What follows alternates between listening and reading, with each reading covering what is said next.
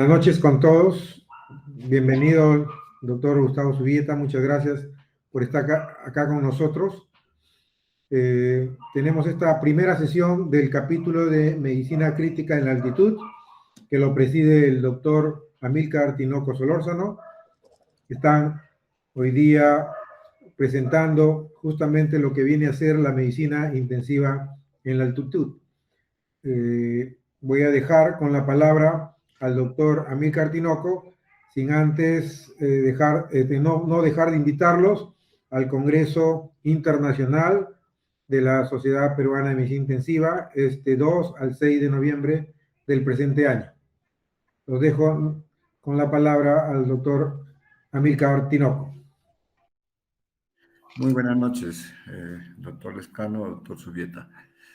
Hoy iniciamos las actividades del capítulo de Medicina Intensiva en la Altitud con la presencia y el gran honor de tener uno de los íconos latinoamericanos en lo que es medicina y mundial, diría yo, medicina en la altitud, al doctor Zubieta, a quien le daría paso hoy, que es nuestro invitado como moderador de esta primera sesión, esta primera actividad del capítulo. Doctor Zubieta, es un gran gusto tenerlo.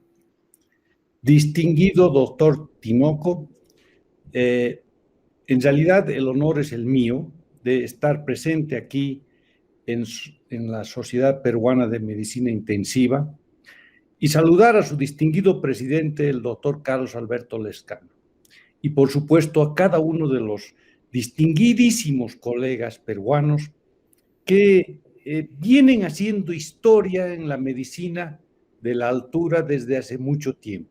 Por supuesto, tengo que mencionar brevemente, por supuesto, daré tiempo, seré lo más breve posible en esto, pero no puedo dejar de mencionar al gran Carlos Monge Medrano.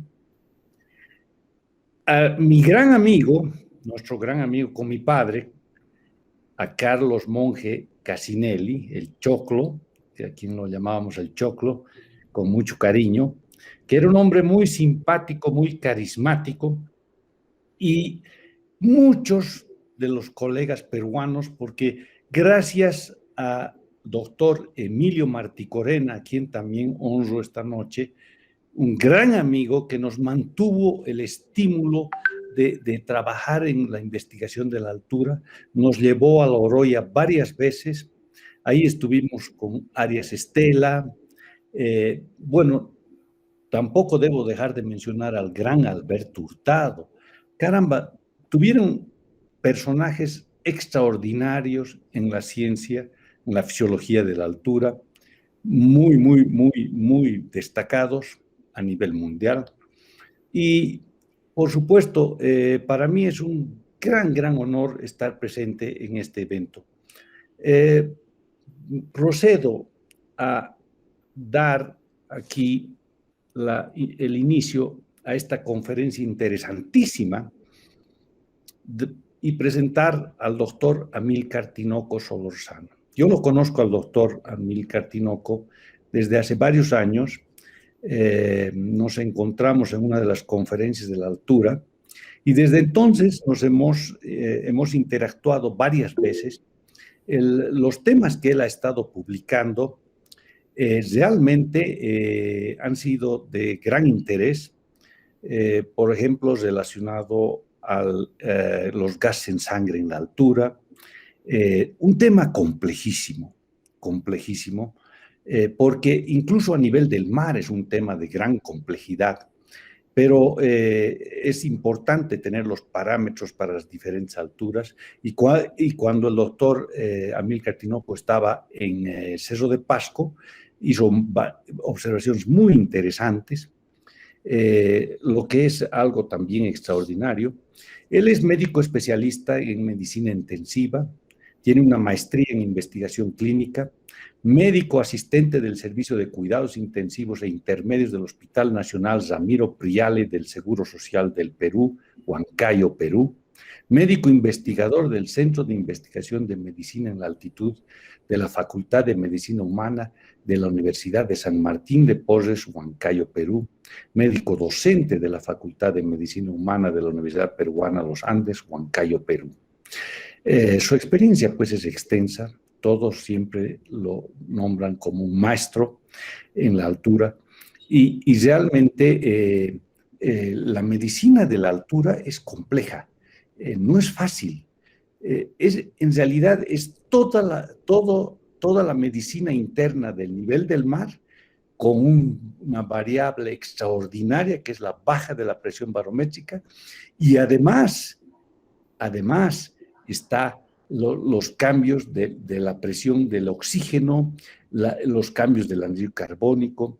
Entonces, son temas muy complejos y yo quiero decirles que nosotros los investigadores que trabajamos en la altura tenemos ventaja sobre muchos investigadores del nivel del mar que temporalmente suben y hacen investigaciones en la altura. Y esos son investigadores de todo el mundo. Lo hacen como casi como una aventura, llegar a un lugar alto, estar una semana, 2 semanas y medir. Pero es otra cosa, como muy bien sabe el doctor Tinoco, trabajar todos los días y particularmente en medicina crítica e intensiva en la altura. Se requieren muchos conocimientos y la verdad es que estos sujetos de nivel del mar a veces no entienden los trabajos que hacemos nosotros en la altura. Como que me ha pasado recientemente que hemos publicado un artículo muy, muy lindo que se llama Acute Mountain Sickness, High Altitude Pulmonary Edema, High Altitude Cerebral Edema, A View from the High Andes, está en inglés, y resulta que 18 personas escribieron para que se lo saque el artículo donde nosotros afirmábamos que durante 50 años habíamos tratado todos estos casos con un éxito del 100%. Pero ellos afirmaban que parece que fallecían un 40%, entonces ha sido un shock para ellos, pero nosotros trabajamos en la altura y eso es lo que el doctor Amílcar Tinoco va a dar ahora en esta experiencia, datos tan interesantes desde el punto de vista de los médicos de la altura. Doctor Tinoco, le brindo la palabra, estamos muy atentos a su interesante conferencia. Muy agradecido, doctor Zubieta, por la introducción. Iniciaremos compartiendo a ver la pantalla. Si me pudieran confirmar que se visualiza la pantalla. Sí, doctor Tinoco, estamos viendo y escuchándolo bien. Perfecto, entonces empezaremos hoy. Iniciaremos las actividades del capítulo de Medicina Crítica en la Altitud, justamente con la parte introductoria, y a raíz de esto iremos desarrollando mensualmente los temas de un programa bastante nutrido y me parece bastante innovador, como lo menciona el doctor Zubieta. La idea, la gran diferencia, la variable altitud, ¿no? Esa es la gran diferencia. Así que, ¿qué importancia tiene esta variable al tratar un paciente crítico a nivel del mar y otro crítico en la altitud, ¿no? Ya en la medicina interna, que lo ha mencionado largamente el doctor Zubieta, es una cuestión bastante complicada, porque todos los parámetros son diferentes y los procesos diagnósticos son diferentes, las graduaciones de severidad son diferentes.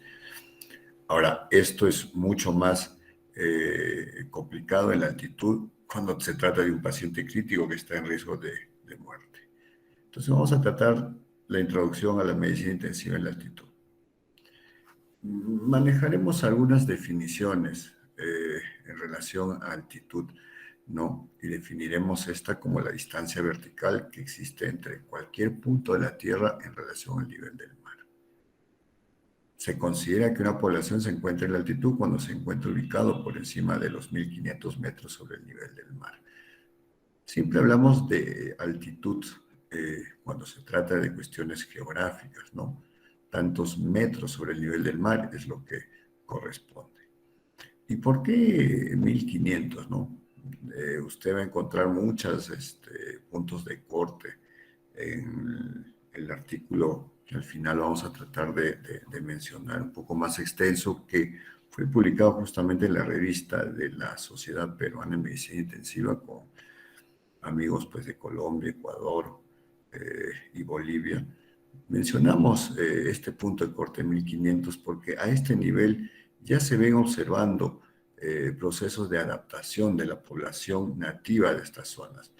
Probablemente no va a haber todavía síntomas, porque el proceso adaptativo es mucho más, más sencillo, digamos, en estas poblaciones que están en 1500, pero esto se logra justamente porque se han adaptado a esta altitud, pero no significa que no hay estos procesos. Ya a partir de los 1500 metros sobre el nivel del mar, el descenso de la presión barométrica ya va a generar disminución de presión inspiratoria de oxígeno ambiental que va a producir a nivel celular que se adapte y corrija todo lo que conocemos como el estrés oxidativo.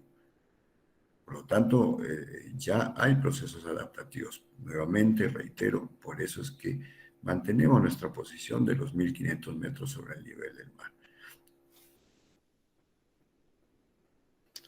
Sin embargo, como ya lo mencioné anteriormente, muchas revisiones, sobre todo anglosajonas, ponen como punto de corte 2.500 metros sobre el nivel del mar, porque a partir de ahí aparecen los síntomas.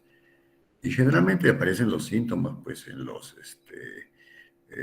migrantes, ¿no? Que van ascendiendo por cuestiones de deporte, por cuestiones de turismo o trabajo eventual, ¿no? Reitero nuevamente, para nosotros la adaptación fisiológica, que es el punto de corte, es 1500.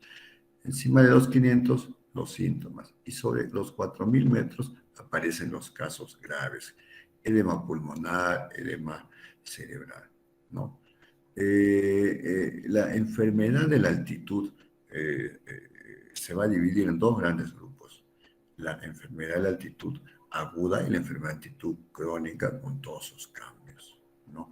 El edema pulmonar, el edema cerebral que se presenta en los casos graves del mal de altitud agudo son síntomas o son manifestaciones de esta gran enfermedad que es el mal de la altitud. No son entidades únicas o entidades diferentes, ¿no? En lo que hemos observado, pues, en los casos que hemos tenido de mal de altitud agudo, esencialmente en pacientes jóvenes, nativos de la altitud que descienden a nivel del mar y después ascienden, hemos encontrado siempre de diversa graduación que hay las dos cosas, hay los dos procesos de edema. No son cosas separadas, por eso nuevamente. La hipoxia hipobaríca definitivamente es el agente etiológico de los problemas en la altitud. Conforme uno va ascendiendo, ¿no? La presión barométrica, los 760 milímetros de mercurio que están a nivel del mar, van descendiendo, van descendiendo, van descendiendo.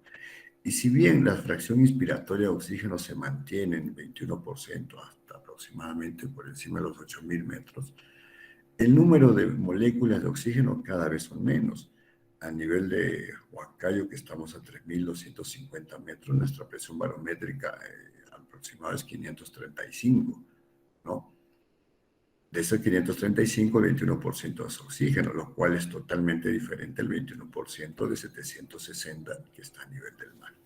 Entonces, hay menor cantidad de moléculas de oxígeno y es ahí donde el poblador nativo debe adaptarse a estas nuevas condiciones y ha logrado adaptarse totalmente en zonas donde hay mucho más tiempo de estancia.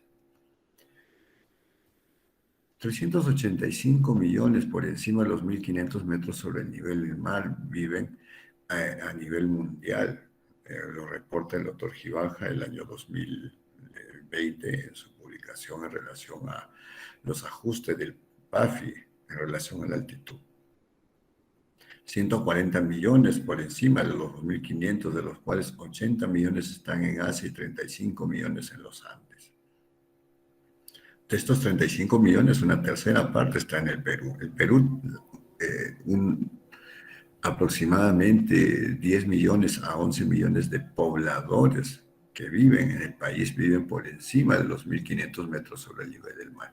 Y quizás esto sea lo que ha valorado la Sociedad Peruana de Medicina Intensiva para darle importancia a este capítulo. Si una tercera parte de la población no peruana vive en la altitud, y creo que esto le da relevancia pues a lo que podamos tratar en estos en estas reuniones mensuales de medicina crítica en la altitud. La clasificación en la altitud, usted va a encontrar múltiples tipos de clasificación, múltiples. Sin embargo, nos parece la más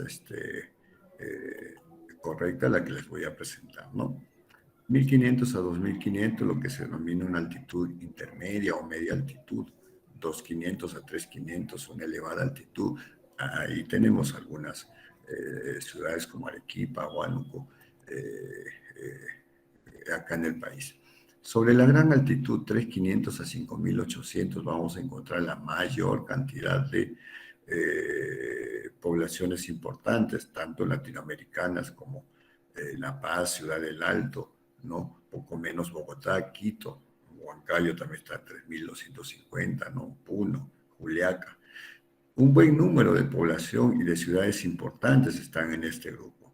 Y extrema altitud, encima de 5800, donde ahí quizás podamos encontrar algún tipo de pobladores, pero no permanentes por la presencia de zonas mineras, pero no constantes, no grandes ciudades como entre 3.500, 4.500 diría yo.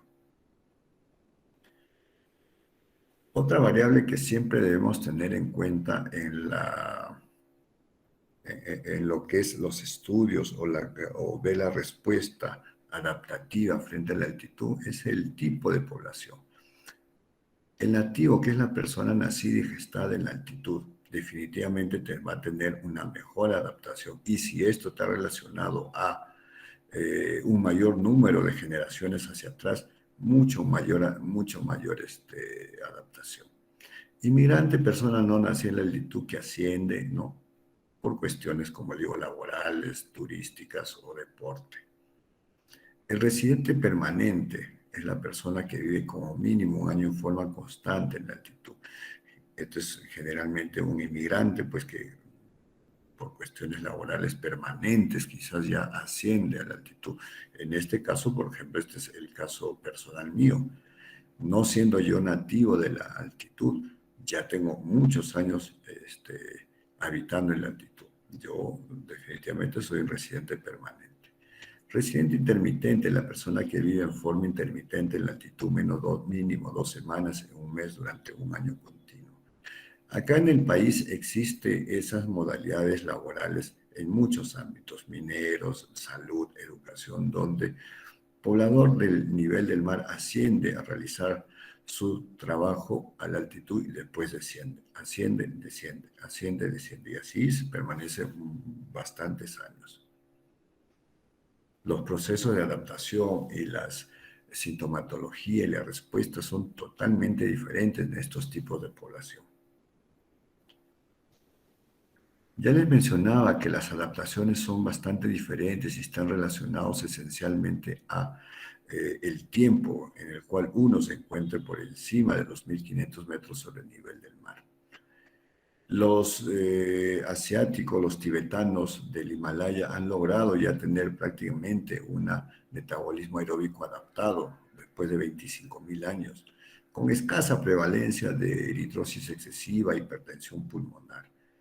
Nosotros los andinos vamos prácticamente a la mitad de lo que han logrado los himalayas. Todavía por eso que en nuestra población podemos encontrar niveles altos de hemoglobina, persistencia de hipertensión pulmonar, que son signos y son síntomas del mal de altitud crónico, ¿no? Esto representa que nosotros todavía estamos en una etapa de adaptación intermedia con todavía ciertas limitaciones. Y a esto debemos sumar pues el proceso de la conquista española que se dio pues hace más o menos 5 siglos, ¿no? 500 años atrás, y produjo mestizaje, producto del cual también hubo un retraso en el proceso de adaptación que tenemos nosotros los andinos. Por eso es importante tener en cuenta esto, porque cuando leamos o interpretemos una investigación realizada en Asia con los tibetanos, debemos tener bastante cuidado en intentar extrapolar estos resultados a nuestra población andina, ya que existe pues 13.000 años de diferencia y diferente respuesta.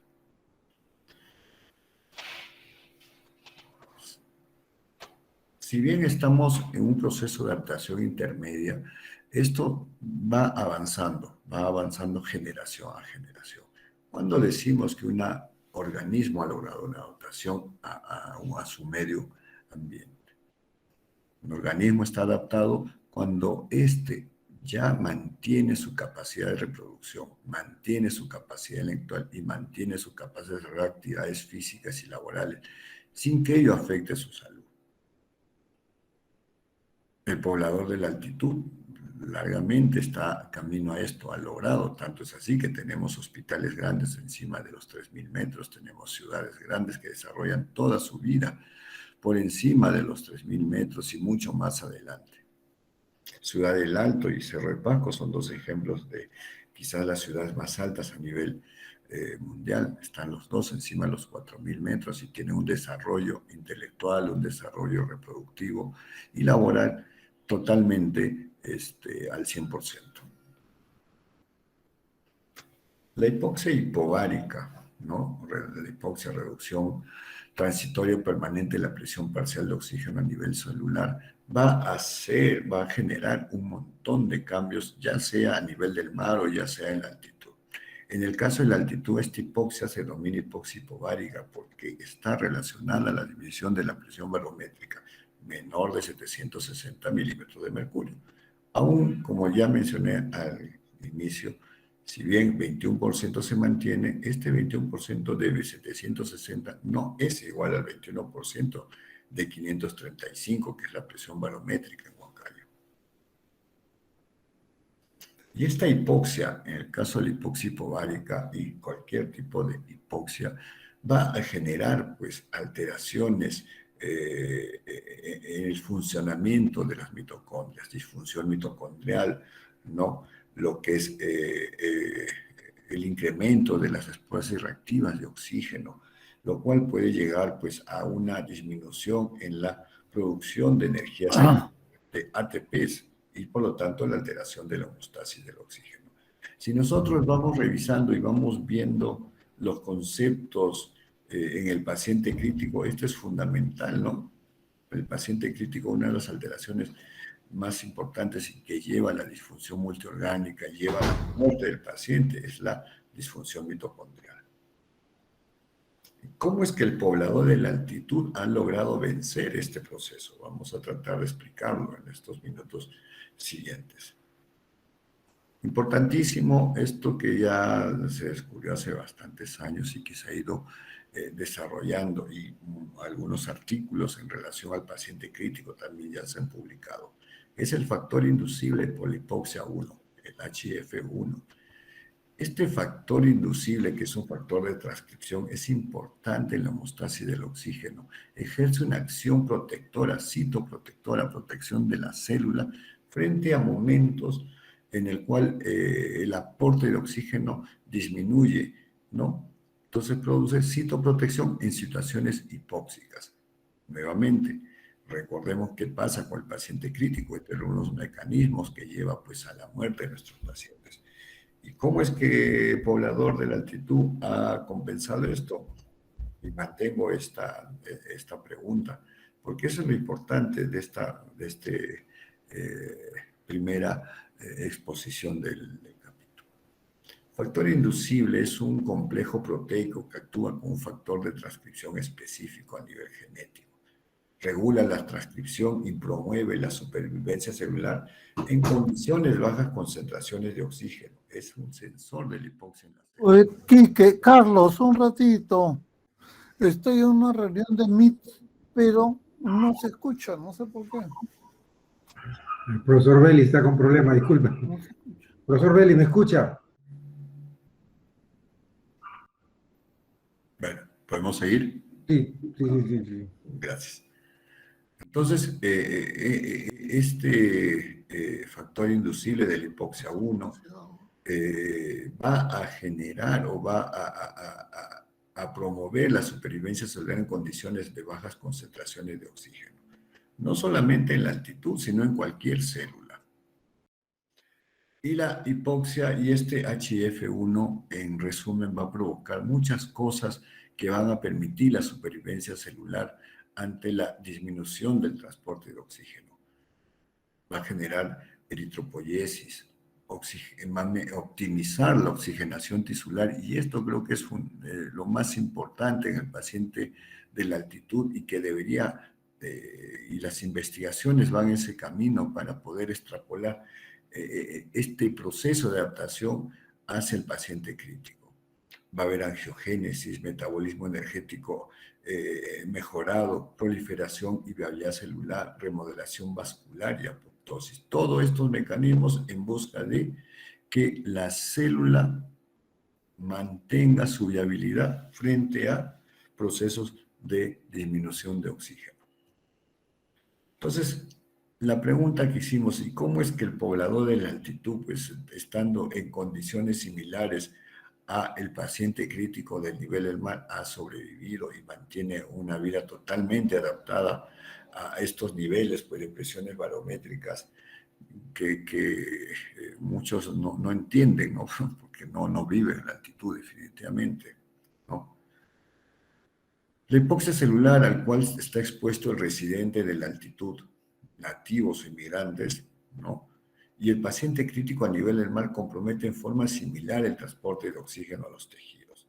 En ambos casos, el HIF-1 juega un papel fundamental en la homeostasis del oxígeno y en la biogénesis mitocondrial, promoviendo la protección celular. El residente de la altitud, cuando enfrenta por primera vez, ¿no?, al nacer este estado de hipoxia, aún ya se encuentra agotado por todo el proceso de adaptación que se da intraútero, ¿no? El nativo se adapta desde el momento incluso de la concepción, ya entra en un proceso de adaptación y de vencer un medio ambiente con menor cantidad de oxígeno. El paciente crítico a nivel del mar enfrenta a esto en un momento en el cual la vida está comprometida. Los dos enfrentan lo mismo en un primer momento, pero como uno sí logra adaptarse a parte del tiempo y otro no. Los cambios de la biogénesis mitocondrial, incremento del número de mitocondrias que permite mejorar pues, el uso de la energía en los pacientes, entre los residentes de la altitud y los enfermos críticos, tienen procesos adaptativos iniciales similares. En una primera etapa, ¿no?, frente a esta primera agresión, ¿no?, se incrementan los estados hiperdinámicos, aumento gasto cardíaco, incremento del volumen minuto. ¿Todo esto para qué? Para mantener una adecuada entrega de oxígeno. Esto es mecanismo de homeostasis. Trata de mantener el medio interno, ¿no?, mantener el consumo de oxígeno y evitar, ¿no?, el estrés oxidativo y por tanto proteger la mitocondria. Eso pasa inicialmente tanto en el residente de la altitud como en el paciente crítico. Pero acá viene la diferencia y acá viene la diferencia del camino que sigue cada uno de estos. Mientras el residente de la altitud inicia e incrementa su hemoglobina perfeccionando la utilización del oxígeno y mejorando la entrega al consumo, y manteniendo su biogénesis mitocondrial y se va adaptando, el paciente crítico presenta una reducción de la biogénesis. Disminuye la fosforilación oxidativa, disminuye la generación de energía y la célula entra en un proceso de hibernación o de hipoxia citopática. No ya estos primeros mecanismos en el cual se incrementaba gasto cardíaco, se encontraba los volumen minutos, ya no son suficientes para tratar de mantener la entrega de oxígeno. Y por lo tanto, desde el consumo, el paciente entra en lo que es disoxia y muerte celular y muerte del paciente. Parece que todo no se explica solamente por el efecto del tiempo y por el cual el paciente residente de la altitud inicia un camino hacia la mejora en la utilización del hormona, sino esto parece estar más relacionado con la efectividad del HIF-1. Al ascender a extremas altitudes, los nativos de la altitud presentan saturaciones y reacciones superiores que los inmigrantes. Y esto es algo que, por ejemplo, el doctor Subieta lo conoce bastante, ¿no? Él tiene varios experimentos o varias investigaciones en el cual de La Paz ha ascendido hacia mayor altitud y ha generado incluso deporte a mayores altitudes. Y estos nativos han soportado estas mejores saturaciones, lo cual no lo podríamos hacer los inmigrantes por más adaptados que estamos en altitud. La tolerancia a saturaciones menores del 90% también lo presentan los nativos de la gran altitud, cada uno en su ambiente de origen, ¿no? Es decir, los nativos, la saturación normal, ¿no? Teniendo en cuenta que no es el mejor método para medir el transporte de oxígeno, nosotros los residentes de la altitud manejamos saturaciones de 88, 92 y tranquilo hacemos todas nuestras actividades. A nivel del mar, 88 ya están bastante asustados porque no hay mucha tolerancia a estas menores saturaciones. También que se ha visto en las publicaciones que mencionamos ahí en la referencia, que la microcirculación, parte importante para mantener la adecuada entrega de oxígeno a nivel celular, se ve afectada, ¿no? Tanto en el paciente crítico con sepsis abdominal como en el paciente nativo de la altitud. Sin embargo, el de la altitud está sano, mientras el otro está en sepsis abdominal y en un estado crítico. La diferencia entre los residentes de la altitud, ¿no?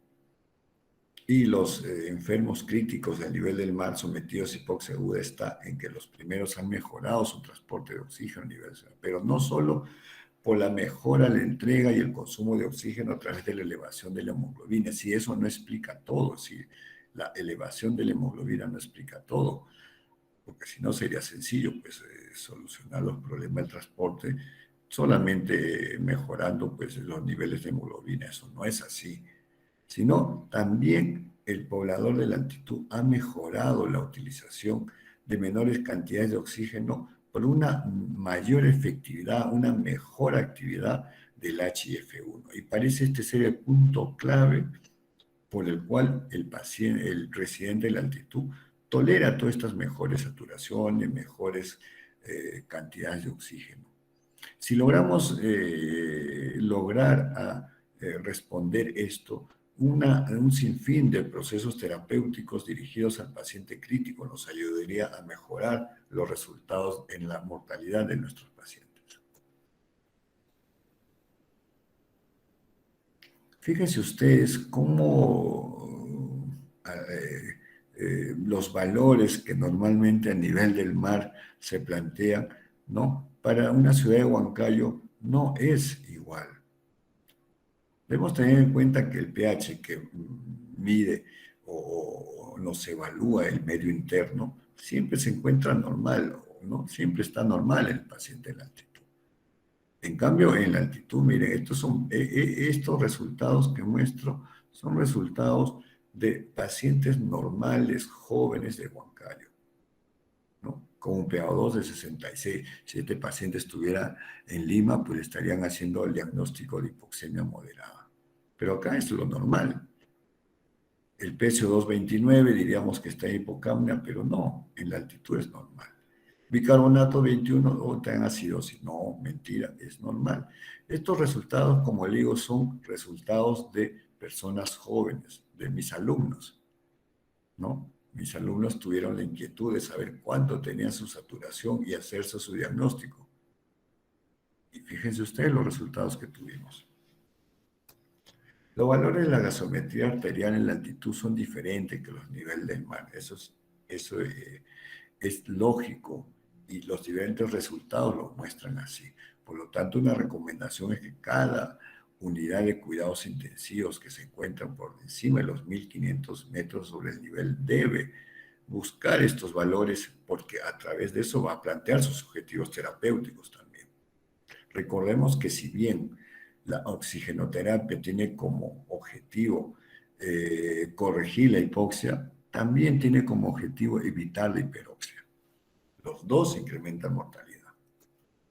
Entonces, en la altitud, miren, el pH se mantiene dentro de valores normales porque el medio interno de nuestras células están dentro de parámetros normales, si no, no nos hubiéramos podido adaptar.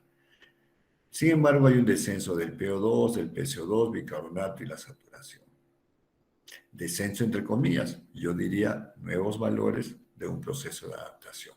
La gradiente alveolo arterial se mantiene por debajo de 20, ya que no hay ningún tipo de compromiso pulmonar, sino que el descenso de oxígeno es por disminución de la presión inspiratoria de oxígeno. El lactato por debajo de 2, ya que igualmente, a pesar de que hay menos cantidad de moléculas de oxígeno, estas moléculas son suficientes para mantener una adecuada perfusión tisular. Por eso que el lactato no se eleva.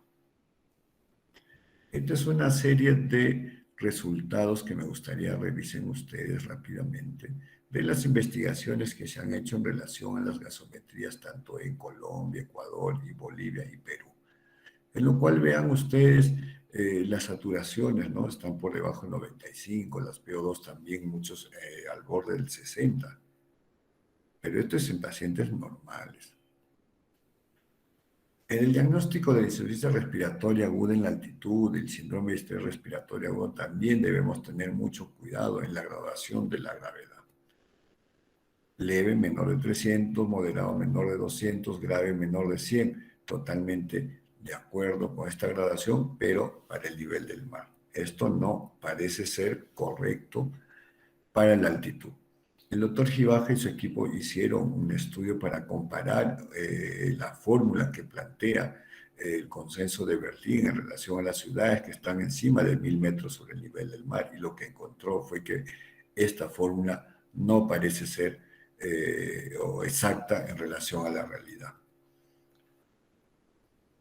Miren ustedes, si comparamos calculando la presión de oxígeno entre el FiO2 calculado según la fórmula del consenso de Berlín, ¿no? En La Paz, diríamos, ¿no? Su PAFI sería 310, el calculado, pero cuando hacemos los estudios en las personas sanas salen que ese es 266, mucho menos a lo calculado. Y si ven, la gran mayoría, todos están por debajo, ¿no?, de lo calculado. Entonces, la fórmula no parece tan exacta. La medicina intensiva tiene como objetivo realizar intervenciones que van dirigidas a la protección de la mitocondria, generación de energía y preservación de la estructura celular. Y para eso utiliza antibióticos, taquetelaminas, corticoides, nutrición enteral, parenteral, ventilación y todo en busca de acelerar el proceso de recuperación del estado crítico y mejorando la biogénesis mitocondrial. Eso hacemos tanto a nivel del mar como en la altitud. La adaptación del poblador a la altitud nos indica, sin embargo, que el tratamiento no solo debe consistir en aumentar la entrega de oxígeno, sino en mejorar su utilización, lo cual también sustenta un enfoque terapéutico como es la hipoxemia permisiva en la altitud. Para terminar y dar las conclusiones, diríamos que hay variables, como ya hemos mencionado, como el tipo de población y el proceso de adaptación a la altitud. El nivel de la altitud no es igual 1500 a 2500 o 4000 frente a la hipoxia hipobaríca. Que los valores de análisis gasométricos que hacen diagnóstico de problemas respiratorios y ácido base son diferentes en la altitud y deben ser replanteados en cada unidad que se encuentre por encima de los 1500 metros sobre el nivel del mar. El axioma de menos es más es aplicable a la medicina intensiva en la altitud y que la importancia en el manejo no radica en aumentar el aporte de oxígeno, sino en optimizar su utilización a nivel mitocondrial. Cuando logremos responder esto, creo que daremos un gran avance en la recuperación de nuestros pacientes. Debemos determinar puntos de corte de oxigenación normal para los diversos niveles de altitud. Ya mencioné anteriormente, no solo hay que combatir la hipoxemia, sino también la hiperoxemia, ¿no? Los dos son malos, los dos producen toxicidad y por lo tanto incrementan no solo la hipoxia, sino también la hiperoxia. Para terminar, mostrarles este artículo que salió publicado en la revista de Medicina Intensiva y Cuidados Críticos de nuestra sociedad, en el cual damos algunos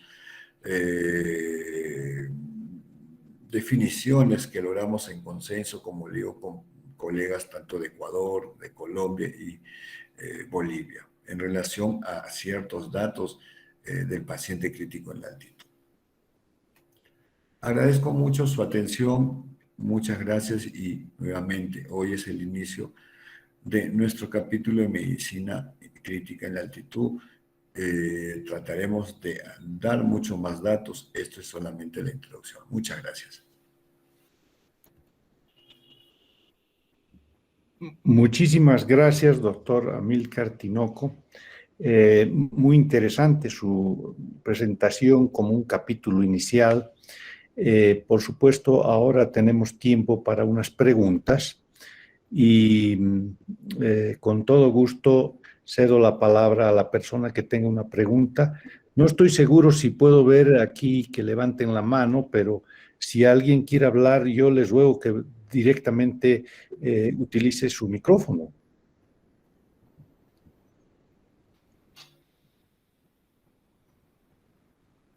Y mientras tanto, permítame, doctor Tinoco, hacerle una pequeña observación que me llamó la atención en su tabla del PAFI, que vi que en el alto, en el Cerro de Pasco era más alto que en el alto, y eso me llamó la atención. ¿No? Creo que capté ese valor así. ¿Cómo explica usted eso?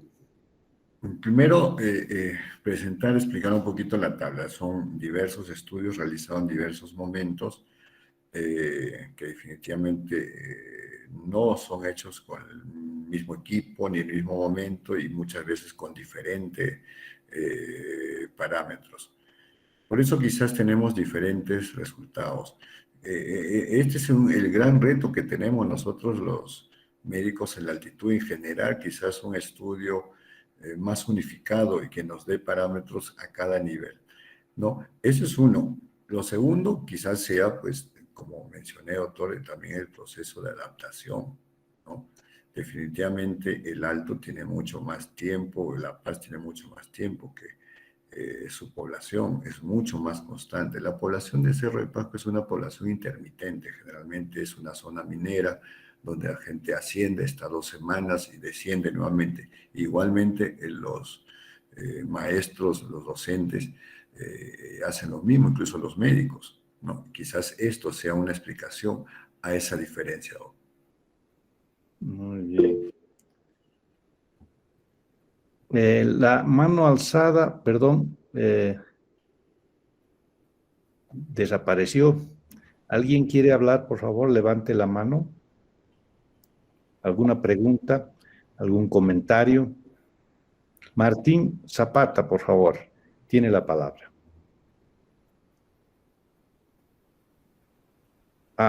Perdón, ha abandonado la reunión. Parece que la tecnología. Por favor, levanten la mano si alguien tiene una pregunta.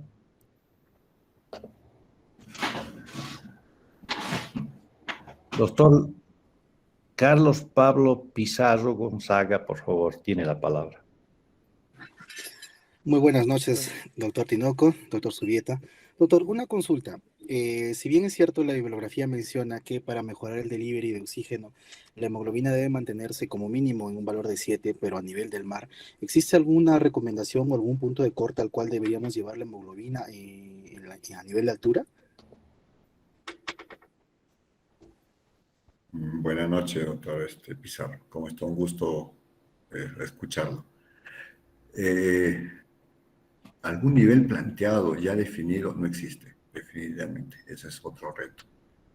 La observación que tenemos mediante el monitoreo del transporte de oxígeno y los resultados que tuvimos a 4.000 metros en el tiempo que trabajamos en Cerro de Pasco, Y esto es simplemente observación, no se generó ni un estudio, nada, es simplemente observación.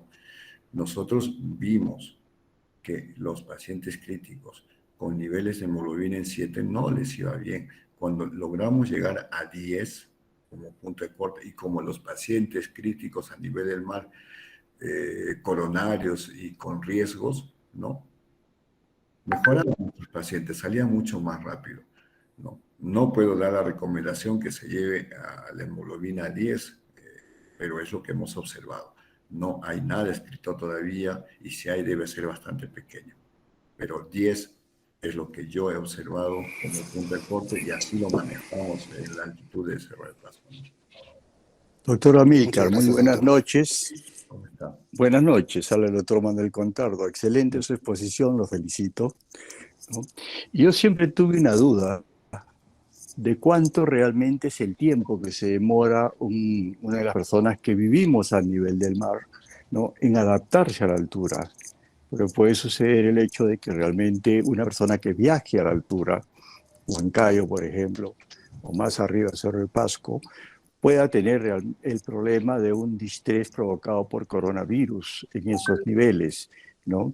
Yo pregunto realmente cuánto es el tiempo adaptativo que puede tener una persona a nivel del mar, ¿no?, para tener los valores, ¿no?, que se mencionan que son muy diferentes a nivel de la altura.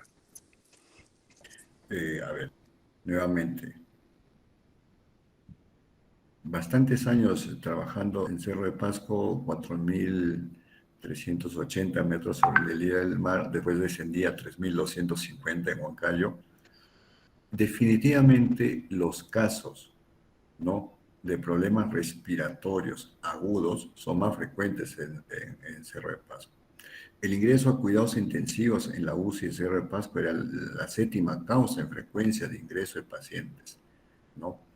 Y generalmente eran gente joven, varones jóvenes, ¿no?, y nativos de la altitud, que descendían y volvían a ascender.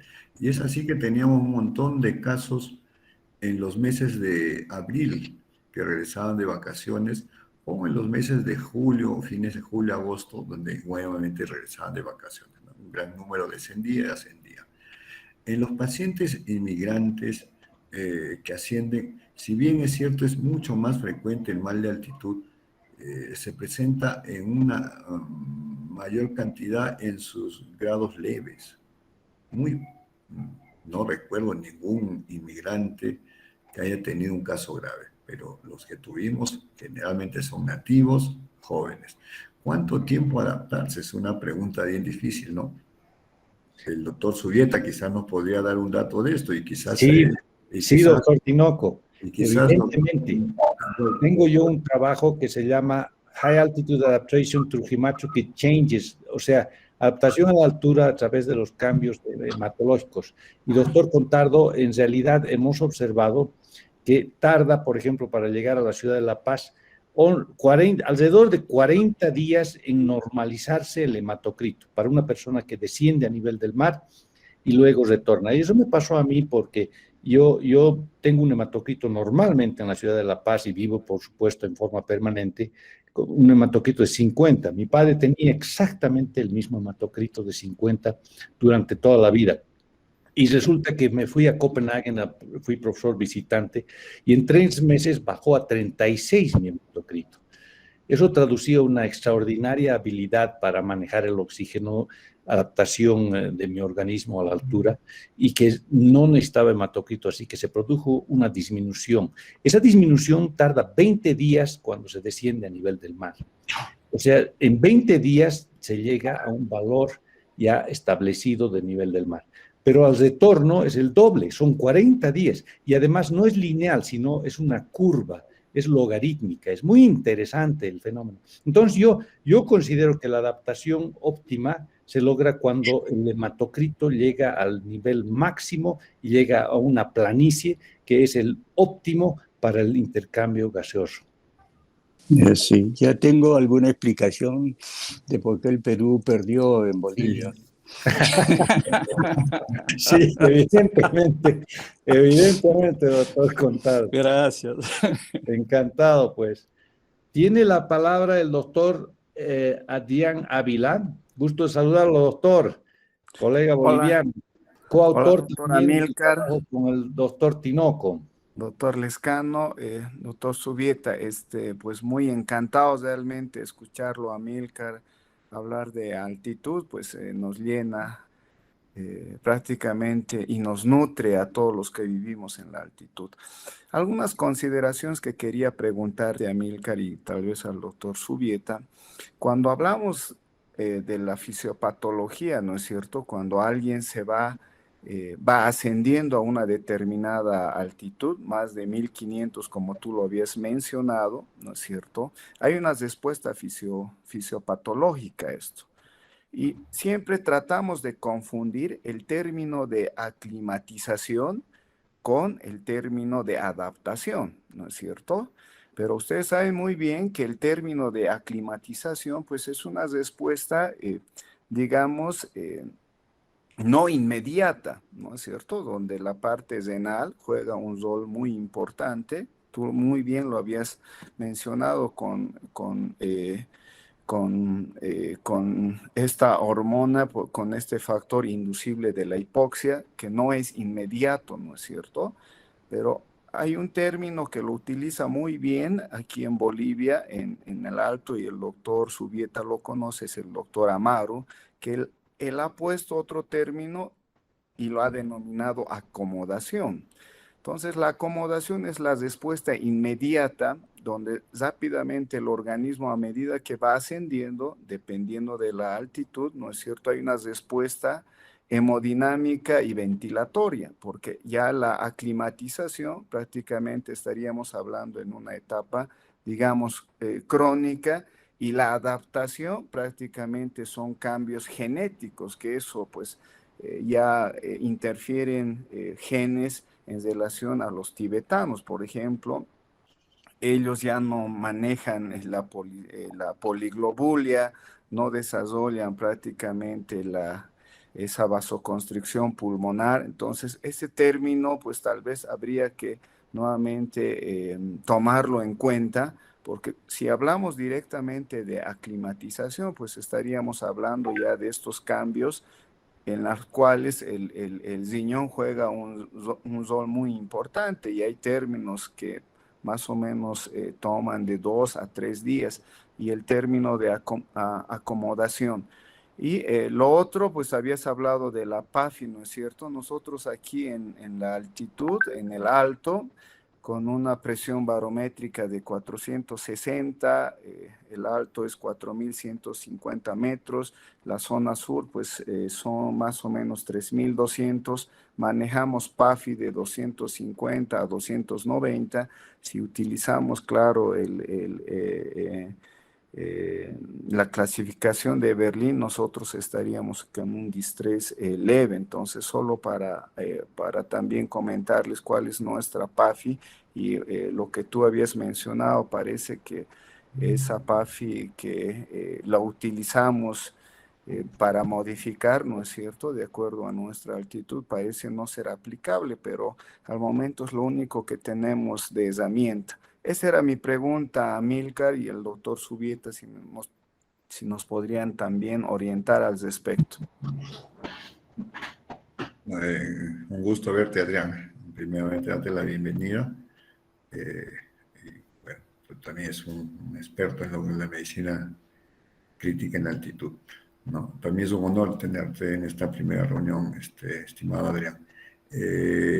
Lo que tú mencionas de la acomodación ya también sirve para definir o valorar quién va a tener casos graves de mal de altitud, ¿no? Se han hecho estudios en el cual se va viendo, ¿no?, el proceso de saturación conforme van ascendiendo.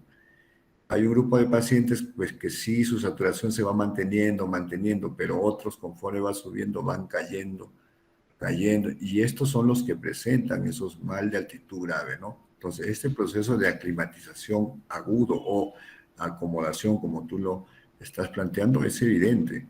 Y esto nuevamente debemos tener en cuenta el tipo de población, ¿no? A quienes le da esto. Y esta desadaptación aguda, nuevamente, quizás el doctor Subieta nos da más datos acá, es más frecuente en el poblador nativo que desciende, se desadapta y asciende, ¿no? Y por eso es que presenta estos problemas del mal de altitud grave. No sé si el doctor Subieta nos podría dar un momento. Sí, interesante el tema, doctor Ávila.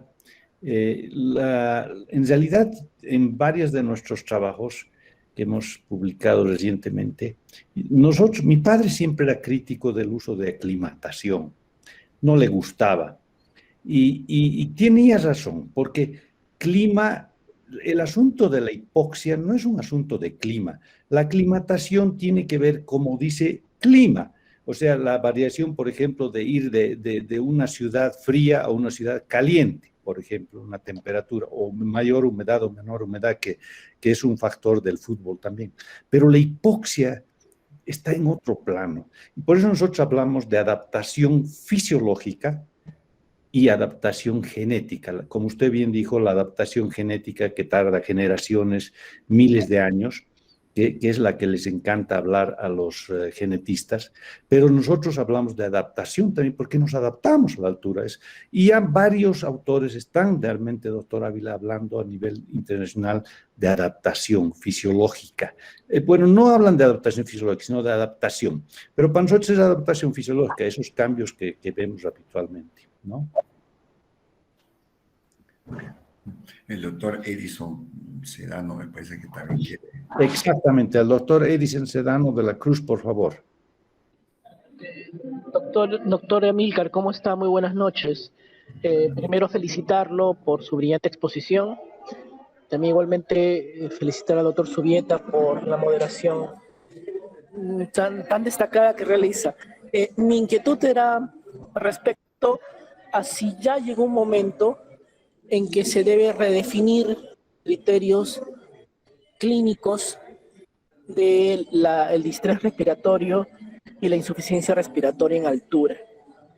Y lo menciono a propósito de la pandemia. En la pandemia nos hemos dado cuenta que realmente los criterios que manejamos de definición de distrés respiratorio agudo y de insuficiencia respiratoria no han sido los óptimos para el manejo de los pacientes en altura. Y ya tenemos estudios al respecto. He leído artículos del doctor Subieta, también he leído artículos suyos y algunos esfuerzos que se han hecho en Huancayo incluso, a través de otros parámetros que nos puedan relacionar parámetros fisiológicos con parámetros medibles en exámenes. Y me refiero al índice ROX. Sabemos que no ha sido ideal, ¿no?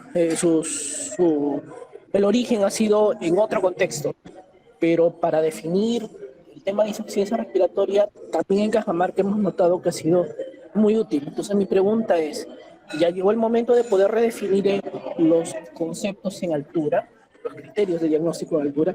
Esa era mi pregunta. Gracias, doctor Sedano. Definitivamente el momento es el momento. Ya llegó ya. Porque es evidente pues, que los parámetros son diferentes, ¿no?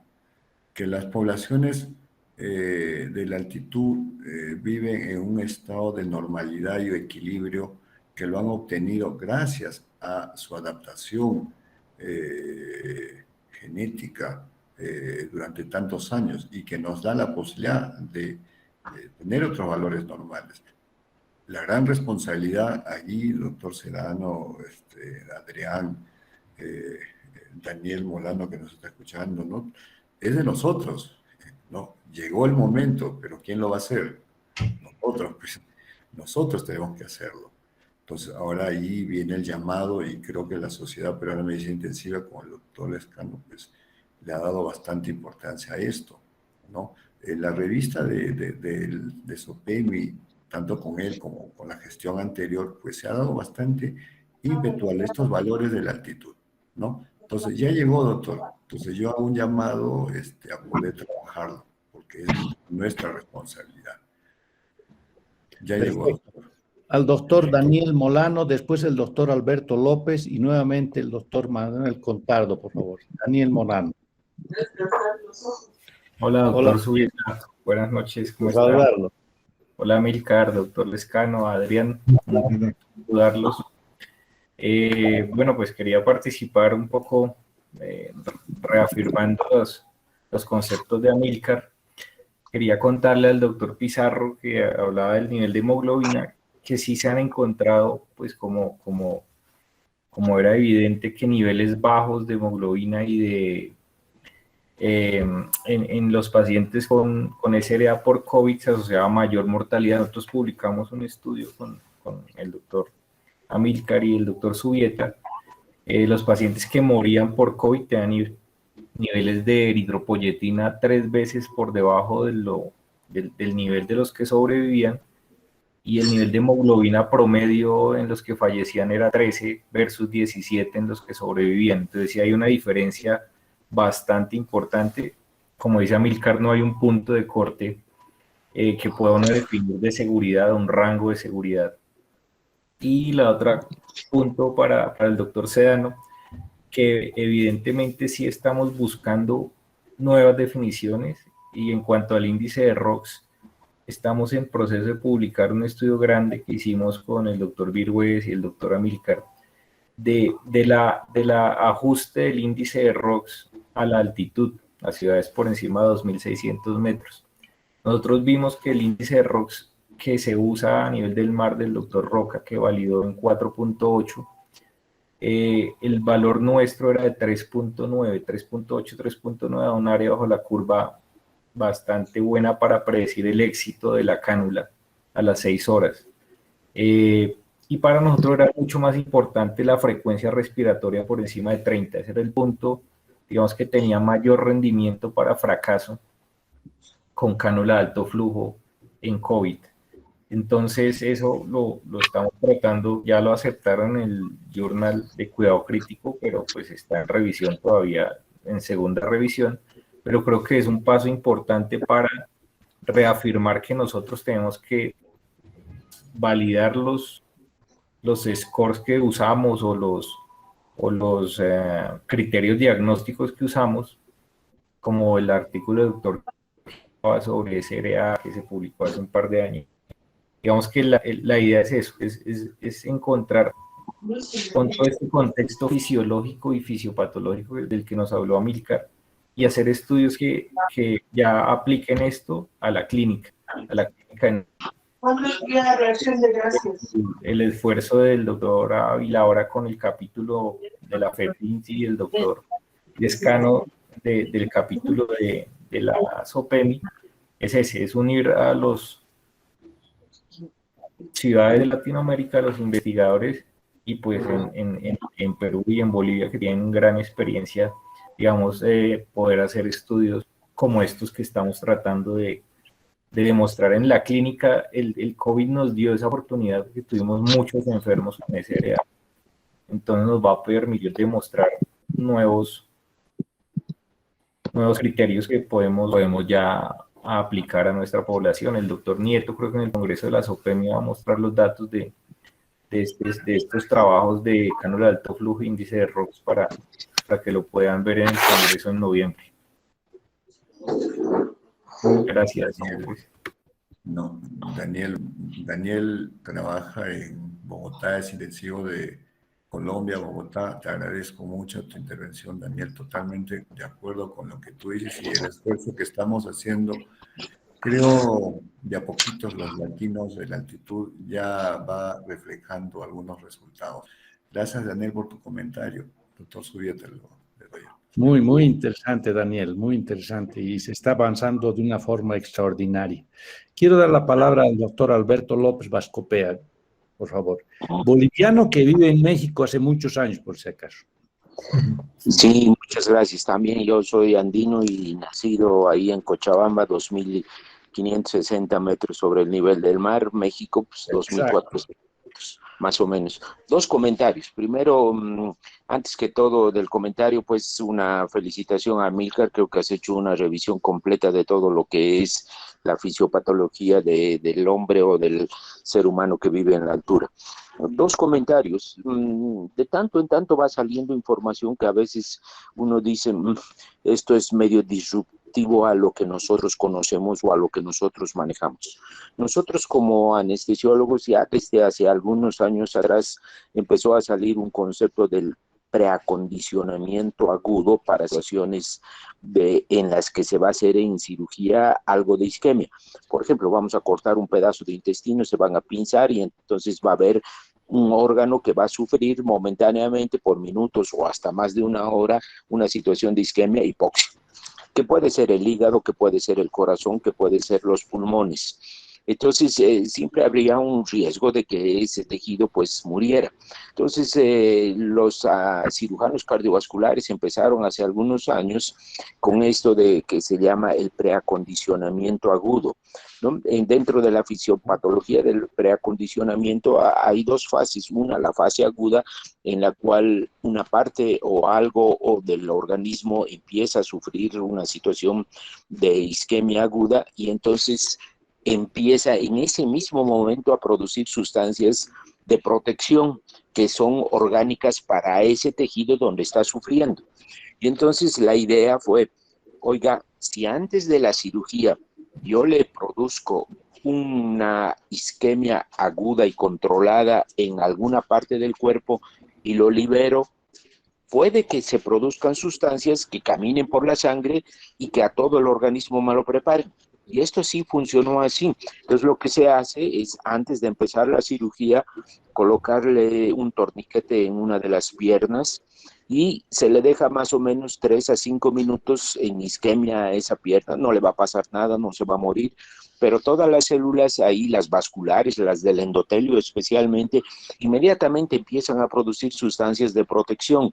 Y cuando levanto el torniquete, esa sangre de ahí ya rica con esa sustancia camina y avisa a todo el sistema orgánico de que ocurrió esto y entonces en otras células a distancia se van preparando. Se repite 2 o 3 veces esto, nos lleva unos 10, 15 minutos y ya en algunos tipos de cirugía de ortopedia, de neuro, se hace rutinariamente ese tipo de procedimiento, un precondicionamiento agudo. Pudiera hacerse en una situación de emergencia también, me pregunto yo, en alguna situación en la altura, porque además los mecanismos fisiopatológicos a nivel bioquímico celular, bioelectrónico celular, son los mismos. Ese es un comentario, a ver qué han escuchado, qué han leído, pero en anestesia ya se utiliza muy rutinariamente esto. 2, en estos últimos tiempos, que ha trabajado mucho especialmente el doctor Subieta sobre lo que es la radiación ultravioleta como un mecanismo protector para el hombre que vive en la altura, porque hay mayor producción de esto. Desde hace algunos 4 o 5 años empezó a salir más información acerca de algún otro sistema de formación de energía dentro del organismo. Siempre hemos pensado de que el oxígeno es, al final de cuentas, el que da o que proporciona la energía a nivel de la mitocondria, cosa que no es cierto finalmente, ¿no? El oxígeno lo único que tiene acción ahí es agarrar los electrones que ya no sirven y que ya se les ha sacado la energía. Pero ¿qué es a lo que voy? Esta melanina es una sustancia que todos tenemos y que tiene la capacidad de producir lo que actualmente se llama la fotosíntesis humana. O sea, a partir del agua saca electrones y esos electrones en la cadena de electrones a nivel de la mitocondria genera energía. Entonces, eso es lo que actualmente se conoce con el nombre de fotosíntesis humana en base a melanina y en base a la radiación ultravioleta. Pero lo más interesante de todo esto es de que la melanina es precisamente lo que da el color de la piel, ¿no? Y el ser de la altura, o sea, el ser humano que vive en la altura, no es un hombre blanco, es un hombre que tiene exagerada cantidad de melanina en la piel. Y entonces, yo propongo o postulo esto, de que el hombre de la altura, teniendo más melanina, tiene un mecanismo diferente o un mecanismo alterno que le ayuda a producir energía en la situación en la que casi no existe oxígeno o hay hipoxia de oxígeno, y vive feliz de la vida aunque haya poco oxígeno, el hombre adaptado de allá. Por supuesto que el blanco que sube a la altura nunca va a poder adaptarse así en una situación, simplemente con el transportador de oxígeno, pero nunca con la melanina. La melanina es propia del hombre que vive en la altura. No sé si han leído esto, pero pongan ustedes en el internet melanina y pongan los artículos que han salido en el último año, se van a encontrar de que son más de 1000 artículos que han salido sobre esto. Es un área y un territorio de gran crecimiento que va a dar seguramente sorpresas. ¿Qué opinan sobre eso? Son datos muy interesantes los que da el doctor López desde México, ¿no? Nuevamente, hay mucho camino por recorrer todavía, pero tenemos que iniciar a recorrerlo, ¿no? Interesantísimo lo que dice el doctor de estos procesos de anestesiología, y nuevamente, como le digo, todas estas cosas de la hipoxia y cómo el poblador de la altitud se ha ido adaptando, nos va a ayudar. Cuando logremos entender todo esto, nos va a ayudar a mejorar el manejo de nuestros pacientes críticos. Doctor Subieta, le doy el Sí, muy interesante, como siempre, apreciado Alberto, y cada que pasa el tiempo aprecio más tu capacidad de observar cosas interesantes que no son las habituales. Mira, respecto al preacondicionamiento agudo, me parece interesantísimo. Yo siempre postulo que el hombre de la altura tiene una ventaja con relación al habitante del nivel del mar, y es esa exposición crónica a la altura. Es decir, tenemos mayor tolerancia a la hipoxia y nos hace más fuertes. Y por eso incluso he publicado que tenemos una longevidad extendida.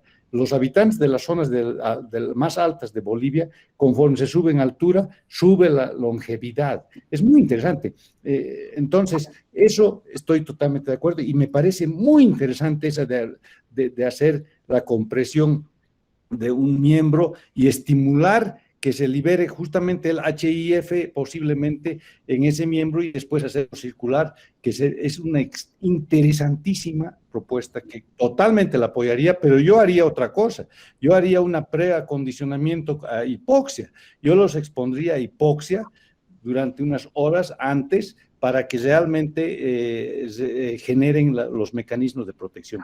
Y la otra parte, yo lo llamo el efecto fotoeléctrico biológico, porque el efecto fotoeléctrico de Einstein justamente es en los metales, ¿no? Que ciertas longitudes de onda de luz hacían que se levanten dos láminas, y explica el efecto fotoeléctrico. Lo mismo ocurre en el organismo, y lo que tú hablas de la melanina me parece muy interesante. He leído algo que justamente es un factor excelente de protección también, y es un efecto, como tú dices, de los electrones y del efecto de la radiación ultravioleta de una forma extraordinaria. Y en un trabajo que estamos a punto de publicar, y tú eres parte del autor, y también está José Antonio Carmona, varios autores de diversas partes, estamos demostrando y verificando claramente de que en la altura tenemos menos incidencia de COVID, y uno de los factores es la radiación ultravioleta. Bueno, yo quisiera comentar algo más sobre esto, porque es un área interesante. Bajo los principios de bioquímica, bioelectrónica, que los ingenieros biomédicos dijeron de que es muy posible que esta radiación ultravioleta genere energía dentro de la mitocondria, y eso haga que tenga menos fatiga el músculo. Entonces, lo que ocurrió, porque esto no estaba aprobado para los seres humanos, pero salió un equipo en Estados Unidos que genera, así como por placas que se le coloca encima de la piel del animal o del ser humano, y eso genera una radiación ultravioleta, y eso genera aparentemente mayor cantidad de ATP. Esto, como era un trabajo experimental, lo empezaron a utilizar los árabes. Los árabes, interesante, porque ellos, si ustedes han visto muchas veces en película, a mí no me ha tocado nunca ver una situación de ese tipo, pero los caballos que corren en los árabes, estos caballos árabes apuestan millones de dólares. Por lo tanto, son gente multimillonaria dentro de esto, pero está muy controlado. No le puedes poner eritropoyetina al caballo, no le puedes poner hormonas al caballo, ni corticoides, ni nada de esto. Entonces, ¿cómo hacer para que esos caballos corran más rápido?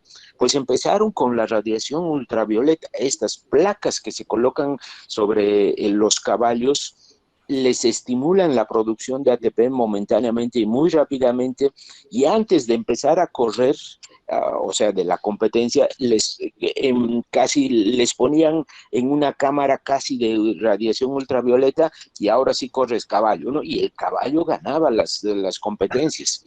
El asunto es interesante más porque ahora que apareció el COVID, uno de los que trabajaba dentro de esto, con el que hicimos un cierto grado de relación, queriendo ser comercial, pero no se pudo todavía hasta ahora, comentaba lo siguiente. Dice, una de las secretarias de la fábrica donde hacen, que es la única que hace en el mundo esto, fotobiomodulación dinámica se llama esta forma de producir.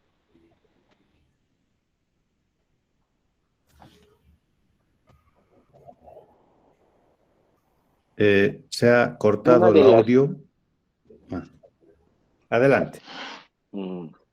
Y una de las secretarias se enfermó con COVID. ¿Me escuchan? Sí, ahora sí, perfecto. Sí. Una de las secretarias de la empresa se enfermó con COVID, y entonces le dijo a él, a este ingeniero, le dijo, oye, ¿y si me colocas a mí esto? Tal vez me ayude, casi no puedo caminar, no tengo fuerza, pues la fatiga post-COVID. Y entonces le ponen esto, y después de 1 hora de tratamiento de la radiación que es desde el cuello, el tórax y la parte del abdomen y las piernas, y le dijo, me siento una maravilla. Y entonces actualmente ya se está haciendo un trabajo en Estados Unidos con ellos, con radiación ultravioleta para mejorar la producción de energía, ¿no? Ese por un lado, creo que es un camino que se está abriendo. Y dos, esto de que nosotros hablamos del oxígeno como el centro de la vida, como el centro de la energía, creo que de alguna manera también tenemos que repensarlo en esto, porque desde el primer día que empezó el COVID, todo fue, llega en urgencias, ponle el oxígeno, llega a terapia, ponle el oxígeno, todo el objetivo es subirle a 90, 92, 94, y que es acaba de salir hace un mes más o menos un artículo en el Critical Care, las causas de muerte en los pacientes con COVID, en miles de pacientes, ¿qué es lo que se encontró? Primera causa de muerte, situación cardiovascular. Segunda causa de muerte, proceso infeccioso muy relacionado principalmente con neumonías asociadas a la ventilación mecánica. Y muy lejos, hipoxemia. Hipoxemia era el 13% de la mortalidad del paciente con COVID, pero que ha sido el manejo en realidad de toda la gente y de todos nosotros, oxígeno y oxígeno y oxígeno. Oye, ¿por qué le vamos a dar y por qué vamos a ser tan exigentes en querer subir el oxígeno si no se mueren por eso? Se mueren por las otras cosas que hacemos por subir el oxígeno.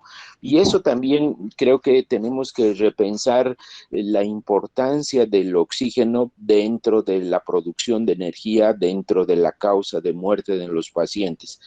Es importante, por supuesto, que el oxígeno, pero muchas veces por querer tener niveles de oxígeno que no van a ser la causa de muerte del paciente, se generan patologías mayores que a la postre son las que van a matar más al paciente.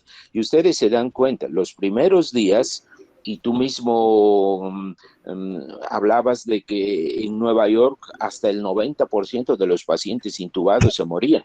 Ahorita, ¿cuántos pacientes intubados se mueren? Los menos. ¿Por qué? Porque se intuban menos. ¿Y por qué? Porque ya tampoco no nos interesa tampoco subirle a 90 la saturación. Si lo dejas en 80 la saturación, no le va a pasar ni se va a morir absolutamente ningún paciente porque tenga 80 de saturación, pero sí se va a morir más por la situación hemodinámica, por la situación del corazón, todos los problemas asociados de la infección por la intubación y todo eso, ¿no? Perdón, gracias por extenderme. Gracias, muy interesantes tus comentarios. El tiempo está breve, yo creo lo importante es darle la palabra aquí al presidente, al doctor Carlos Alberto Lescano. ¿Cómo está? Muchas gracias. Primero, para felicitarlo a todos ustedes, de lujo tener a los líderes en la medicina crítica en la altura en esta primera reunión. Estamos nosotros aprendiendo mucho de ustedes. Yo, como alguna vez lo había conversado ya con el doctor Antonio Virues, ¿no? En el congreso que tuvimos el 2016 en Huancayo, donde tocamos bastante temática de altura, la pregunta era, ¿qué me interesa a mí? Aumentar la saturación de oxígeno de un paciente, ya sea en costa o ya sea en altura, o garantizarle en realidad una buena llegada del oxígeno a cada una de las células. Entonces, si vamos a este segundo punto, ya no solamente dependemos de la saturación arterial de oxígeno, sino también de la hemoglobina y del gasto cardíaco. Entonces, la pregunta que nos hicimos allí, que le planteé yo, ¿cuál es el punto crítico de contenido arterial de oxígeno o cuál es el punto crítico de transporte de oxígeno a partir del cual realmente, tanto en la costa como en la altura, comenzamos a tener problemas de metabolismo a nivel celular, a nivel mitocondrial, porque ya no hay esta disponibilidad de oxígeno para aceptar los electrones en la cadena respiratoria y tenemos esta consecuencia de generar pues, un metabolismo anaeróbico y todos los trastornos que conocemos. Entonces, más importante desde la concepción de alguien que desarrolla la parte hemodinámica, ¿no? Es entender que el oxígeno no es todo y que hay otros factores que hay que tener en cuenta. Y esto también trae a recordar lo que acaba de mencionar el doctor López, cuando manejamos pacientes con COVID-19 crítico. Lamentablemente, tanto en la primera ola como en la segunda ola en nuestro país hemos tenido largas listas de espera porque las unidades de cuidados intensivos ya estaban llenas. Y eventualmente nos llegaban pacientes después de estar 7, 10 días utilizando oxigenoterapia que ya había claudicado para sostener al paciente. Y sin embargo, el paciente llegaba a la UCI conversando y cuando uno le medía la saturación de oxígeno, varias veces porque no lo podía creer, estaban con 20, 25, hasta 14% de saturación arterial de oxígeno y el paciente conversando y uno teniéndole que explicar que teníamos que ponerlo ya en ventilación mecánica, hacerlo reposar, ¿no? Y allí, como muy bien lo dice el doctor López, no hay que desesperarse, ¿no? Lo poníamos en ventilador mecánico, lo poníamos 100% con los parámetros más protectivos que podíamos tener y esperar. No se iba a recuperar la saturación de 14-20% en 5 minutos, ¿no? Había que esperar con tranquilidad y poco a poco iba subiendo la saturación arterial de oxígeno sin meternos a hacer medidas heroicas que en vez de ayudar al paciente terminaban complicándolo más. Entonces ese es un comentario a modo de pregunta también para todos y cada uno de ustedes que son los expertos en medicina crítica de altura. Muchas gracias. Doctor Subieta. Usted, doctor Tinoco. Sí, lo que dije y que es parte de uno de los temas del capítulo de medicina crítica de altitud que se va a dar en noviembre. La hipoxia aumenta la mortalidad. Sí, es evidente, pero la hiperoxia también lo aumenta y mucho más, ¿no? Entonces, ahí es todo el gran error, porque todo no es oxígeno, todo no es oxígeno. Hay que evitar.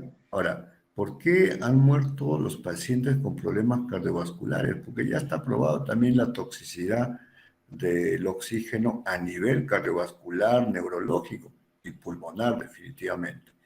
Entonces, en esta pandemia se ha visto un mal uso de oxígeno a nivel no solamente domiciliario, sino también hospitalario. Domiciliario quizás aceptable porque, bueno, los familiares no saben cómo, pero a nivel hospitalario nos ha ganado quizás la falta de refresco en los conceptos de fisiología del oxígeno. Y en la altitud nosotros vivimos con saturaciones bajas y no nos pasa nada. Y como dijo el doctor Contardo, por eso nos ganaron pues, en La Paz. Sí. Gracias. Sí, ya no vamos a hacer más que una pregunta más porque creo que el tiempo ya ha avanzado bastante. José Antonio Carmona, gusto de saludarte. Tienes la palabra. No te escuchamos. Estás en micrófono probablemente bloqueado. No te escuchamos todavía. No te escuchamos nada. Ya voy, ahora sí. Ahora sí. Ok, yo tengo dos situaciones ahorita que consultar a ustedes y a la vez es preguntar. Y voy a ligar la información que me da Carlos con la que dice Juan Amílcar y la de Alberto en la misma pregunta.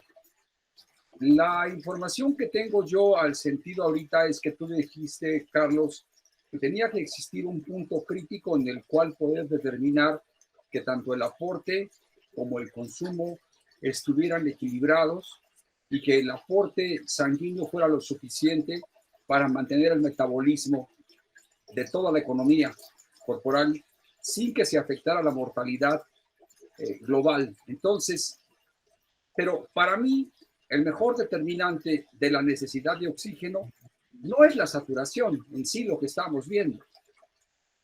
Pareciera que miente la saturación.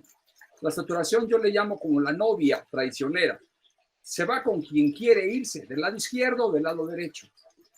Tú tienes una P50 a la que tienes que bajar y la P50 es más reflectiva de lo que está ocurriendo cuando mides el lado venoso que cuando tienes la parte arterial. Y aún así, si trasladas esa P50 al mejor monitor que es el cerebro es el monitor real de las necesidades que están ocurriendo en el paciente. Cuando tú colocas un sensor en la frente de espectroscopía cercano al infrarrojo, y lástima que yo no he visto publicaciones como tal, podríamos decir que el mejor monitor va a ser la relación que tengas aparte en el NIRS. Yo no tengo publicaciones en relación si existe la correlación del daño del COVID pulmonar contra el NIRS que tienes en el cerebro. El cerebro va a ser al final el que más se va a debilitar y va a necesitar mucho mayor información. Entonces, la colocación de la banda de oxigenación, no tengo la información real para poderles, y tal vez es pregunta, si la correlación con el daño pulmonar tiene que ver en relación con el NIRS o contra la saturación que tú tienes en el dedo. Porque si baja tu monitor de oxigenación tisular cerebral al grado en el que el consumo ya no está y el paciente empieza a tener deterioro del estado de alerta, independientemente de que tenga fenómenos de trombosis o no trombosis, como está el paciente, tal vez ese podría ser un criterio mejor para tomar en cuenta que el resto de la saturación del cuerpo. Sí, entonces, el monitor NIRS se utiliza como monitor en la cirugía cardíaca cuando cae el gasto cardíaco, que es lo que dice Alberto, y cuando tú tienes la hipoxemia suficiente y cuando tienes fenómenos compresivos cerebrales. Entonces, no hay información, no sé si ustedes la tengan a la mano, para si hay alguna correlación de la espectroscopía cercana al infrarrojo. La misma relación va contra Alberto cuando puso la melatonina como tal. La persona de piel negra, cuando el rayo de luz atraviesa el emisor de luz, manda la señal y atraviesa la información, la persona de piel negra tiene una menor refractancia a lo que va a recibir del lado del emisor contra el receptor del otro lado. Entonces, siendo así, en ese caso, pareciera entonces que la relación que tiene con África, donde hay menores personas negras para la melatonina, es porque podríamos decir que se está confirmando la relación en que el COVID fue más bajo por la melatonina que tienen las pieles negras, tan alta que tienen mayor acción. No sé si algo tuviera que ver. África tuvo menos COVID que el resto del mundo. Entonces, en relación al color de la piel que ustedes decían, ¿tiene algo que ver de alguna manera si es que tiene relación con lo que dice Alberto? Esas son mis dos contribuciones y preguntas que les quiero hacer. ¿Qué opinan sobre esto? Doctor Tinoco. Sí, lo que menciona el doctor Carmona, que nos visita desde México. Hoy tenemos Bolivia, México, Colombia, Perú. Estaba bastante bueno, doctor Lescano. Entonces, lo que menciona el doctor es fantástico, ¿no? Es decir, sí, pues la saturación no es un buen indicador. Definitivamente cambia, ¿no? Tipo de hemoglobina, el color de la piel, no es un buen indicador. La parte cerebral que menciona el doctor Carmona creo que es más importante, ¿no? Si el cerebro tiene buena oxigenación, no hay trastorno de conciencia. Y ese es un buen parámetro, ¿no? Creo que sí, hay que darle por ese lado, doctor, y estudiar. No sé si el doctor Alberto Lescano quisiera comentar algo, el doctor Subieta. Creo que Alberto ya se fue. No es posible. No. Ahí Mira, está. Alberto acá. sí, estoy escuchando. Miren, no es melatonina, es melanina, que De es acuerdo. cosa diferente. La melatonina pues, es una hormona. Tienes razón. De acuerdo. Pero tú tienes razón en eso que digo. Me equivoqué, perdón, disculpa, pido una disculpa, pero allá voy en ese sentido. Sí, y la otra cosa es de que pues lo que importa es no la saturación en la uña del dedo gordo del pie o de la mano. Lo que interesa realmente son en los órganos como el corazón, el riñón y principalmente a nivel del sistema nervioso central.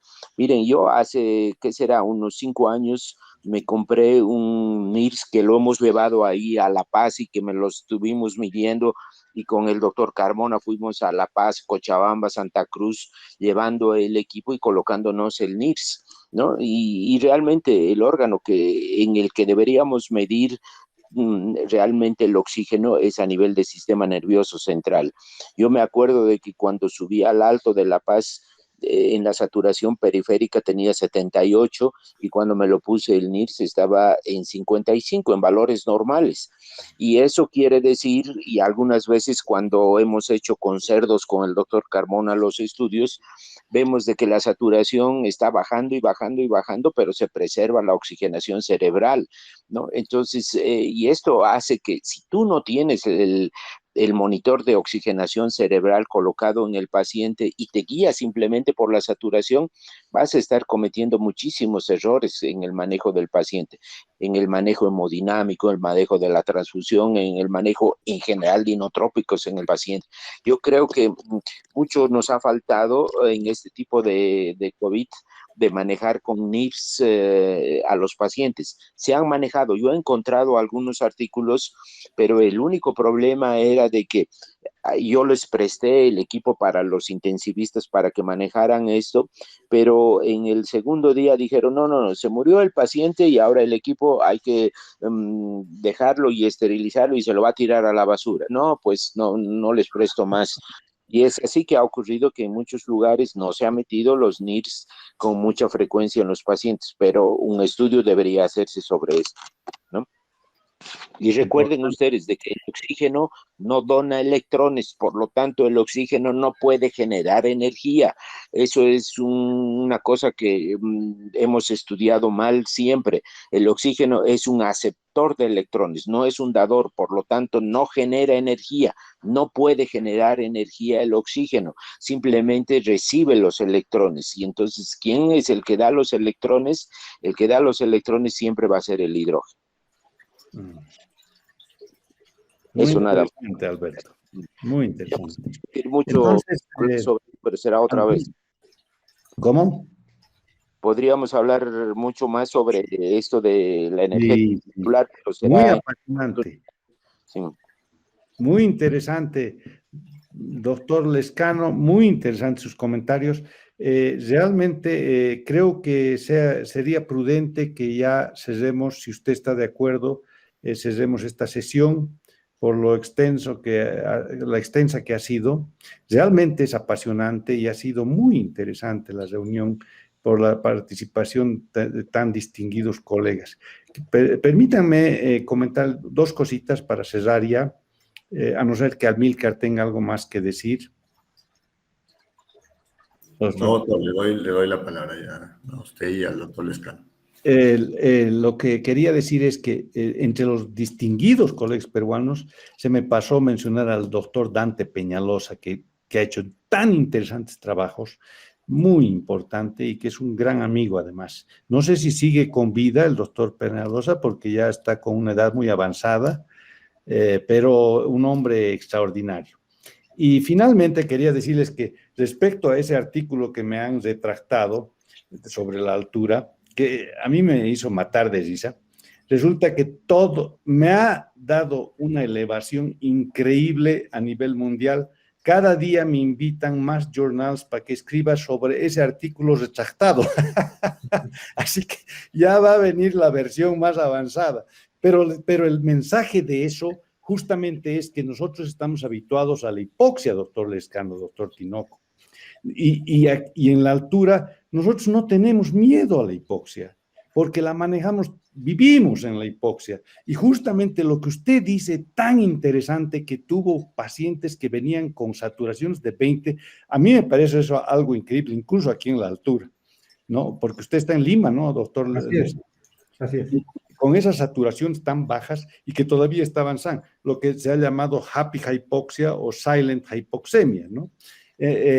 Nosotros vivimos en hipoxemia silenciosa en la altura y no le tenemos miedo a la hipoxia, y porque tenemos los factores de protección de la altura. Así que le paso la palabra al doctor Lescano. Ha sido un gusto moderar esta conversación. Lo felicito al doctor Tinoco Solorzano por estimular a todos pensamientos tan profundos, a Alberto, sí, como siempre, y a todos, al doctor Adrián Ávila, colega aquí boliviano, y doctor Alberto Lescano, le paso la palabra. Si el doctor Tinoco no quiere mencionar algo más, yo ya me retiro, ¿no? Doctor Lescano. Sí, bien. Primero, agradecer a todos estos distinguidos investigadores de la medicina crítica en altitud que nos han acompañado esta noche desde diferentes latitudes y de diferentes altitudes de nuestra América, aportando toda su experiencia y su conocimiento a cada uno de nosotros. Y este tema de la altura nos interesa a los intensivistas, no solamente que trabajan en la altura, sino también a los que trabajamos en costa, porque ya más adelante, asumo en las siguientes charlas de este capítulo, también vamos a aprender qué vamos a hacer nosotros los médicos intensivistas de costa cuando recibamos transferidos a pacientes de altura para ser manejados a nivel del mar. ¿Qué consideraciones vamos a tener? Entonces el interés es global de todos los intensivistas. Y felicito al doctor Amílcar Tinoco, no solamente por la conferencia de hoy día, sino por iniciar de manera muy exitosa esta primera jornada académica del capítulo que dirige. Y sé que cada uno de estos conceptos que se han vertido en menor o mayor profundidad el día de hoy van a ser desarrollados en cada una de las actividades académicas de los siguientes meses de este capítulo, al cual los invito para poder contar con toda su experiencia, con toda su sapiencia y con los resultados de sus investigaciones, a estar presentes también en dichas fechas. Muchas gracias con todos y a quienes nos han estado acompañando también durante esta jornada.